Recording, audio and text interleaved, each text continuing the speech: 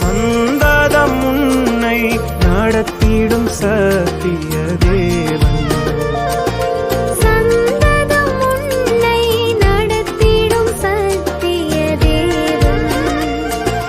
சொந்தம் பாராட்டி உன்னுடன் இருப்பதினாலே, சொந்தம் பாராட்டி உன்னுடன் இருப்பதினாலே.